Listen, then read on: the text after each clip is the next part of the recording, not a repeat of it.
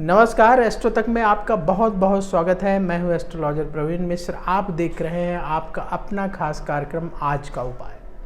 आज के उपाय में हम अपने दर्शकों को बताएंगे कि यदि इस कोरोना की वजह से आपके बिजनेस में प्रॉब्लम आ रही है, आपका बिजनेस चल नहीं रहा है, धंधा आपका कम हो गया है, तो आप ऐसा क्या उपाय करें कि जिससे कि आपका जो व्यापार है फिर से गति पकड़ ले और धीरे धीरे करके बिजनेस में आपको सफलता मिलती चली जाए।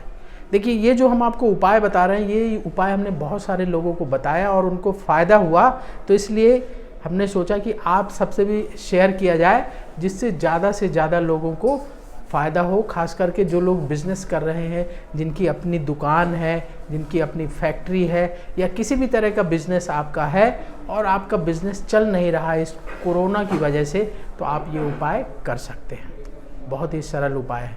साथ ही जो लोग अपने सवाल पूछना चाहते हैं वो ज़रूर कमेंट बॉक्स में अपने सवाल लिखें।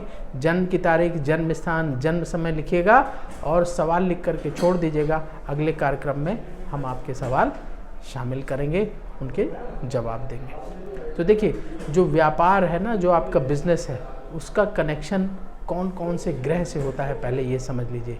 व्यापार का कनेक्शन बुध ग्रह से होता है। बुध ग्रह बिजनेस का कारक माना जाता है। व्यापार में जो धन का लेन देन है वो शुक्र ग्रह की वजह से होता है और व्यापार में जो तरक्की होती है उसमें बृहस्पति प्लैनेट का बहुत योगदान होता है।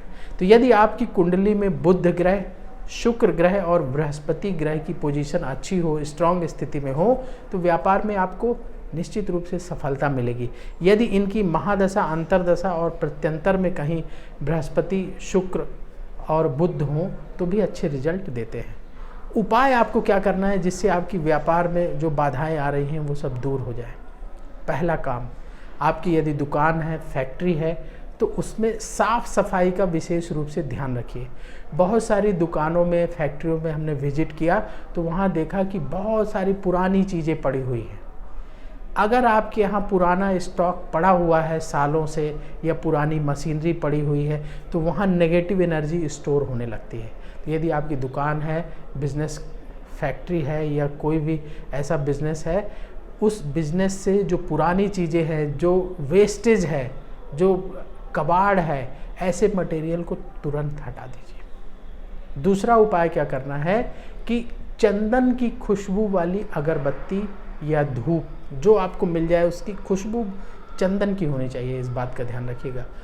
वो आप अपने व्यापार स्थान में प्रतिदिन जलाना शुरू कर दीजिए। यानी मान लीजिए आपकी दुकान है तो उस दुकान में चंदन की खुशबू वाली धूप या अगरबत्ती जलाइए और लेकर के थोड़ा घूमना है कि पूरे जगह में वो फैल जाए। मतलब चंदन की खुशबू का जो धुआं है ना, वो पूरे दुकान में फैलाना है। इसी तरीके से यदि आपकी फैक्ट्री है या कोई बड़ा स्थान है तो थोड़ा सा ज़्यादा क्वांटिटी में ले लीजिए जिससे धुआं हर जगह फैल जाए। उससे क्या होगा, रीज़न आपको बताते हैं। जो नेगेटिव एनर्जी वहाँ कहीं स्टोर होगी, नेगेटिव एनर्जी को छिपने के लिए जगह चाहिए होती है, तो वो जो पुराना सामान होता है वहाँ स्टोर हो जाती है या जहाँ बहुत ज़्यादा अंधेरा रहता है वहाँ स्टोर हो जाती है। तो जब आप ये धुआं जलाएंगे ना, उजाला करके, प्रकाश करके धुआं जलाएंगे, तो नेगेटिव एनर्जी वहाँ से निकलेगी और बाहर जाएगी।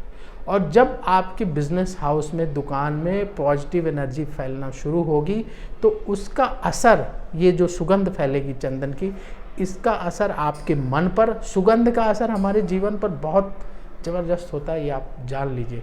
इस पर वैज्ञानिक भी रिसर्च कर चुके हैं। इसीलिए आजकल रूम फ्रेशनर आ रहे हैं। आपके रूम में, ऑफिस में रूम फ्रेशनर लोग इस्तेमाल करते हैं, उससे आप फ्रेश फील करते हैं। तो हमारे यहाँ सदियों से ये परंपरा चली आ रही है सुगंध की, इत्र की। भगवान को इत्र अर्पित किया जाता है, खुद इत्र लगाया जाता है। तो चंदन का सुगंध जब आप पूरे अपने बिजनेस हाउस में फैलाएंगे तो उसका असर जो लोग वहाँ काम करते हैं उन पर पड़ेगा, उनके मन पर पड़ेगा, उनके अंदर पॉजिटिविटी ज़्यादा बढ़ेगी और उनका आउटपुट, प्रोडक्शन लेवल बढ़ेगा। ये आप आजमा के देख सकते हैं। जो लोग मैनेजमेंट के फील्ड में काम कर रहे हैं उनके लिए हमारा ये सुझाव है कि आप अपने एम्प्लॉयज़ के बीच में चंदन की खुशबू बढ़ाइए, आप देखेंगे उनका आउटपुट बढ़ेगा और बिजनेस में सकारात्मकता आएगी, पॉजिटिविटी आएगी और व्यापार बढ़ेगा।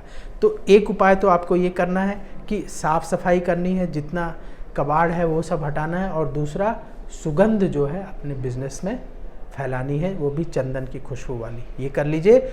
और तीसरा, शुक्रवार के दिन, फ्राइडे के दिन आपके घर के आसपास, आपकी फैक्ट्री या दुकान के आसपास जहाँ भी राधा कृष्ण का मंदिर हो, वहाँ खीर बना करके, सफ़ेद चावल वाली खीर बना करके भोग लगाइए, अपने एम्प्लॉयज़ को खिलाइए और गरीबों में बांटिए। ये उपाय करना शुरू करिए। बहुत सारे लोगों ने आजमाया, उनको लाभ हुआ, तो आपको क्यों लाभ नहीं होगा, आपको भी अवश्य फ़ायदा होगा। तो आज के उपाय में बस इतना ही। आप देखते रहिए एस्ट्रो तक, फिर होगी आपसे मुलाकात। नमस्कार।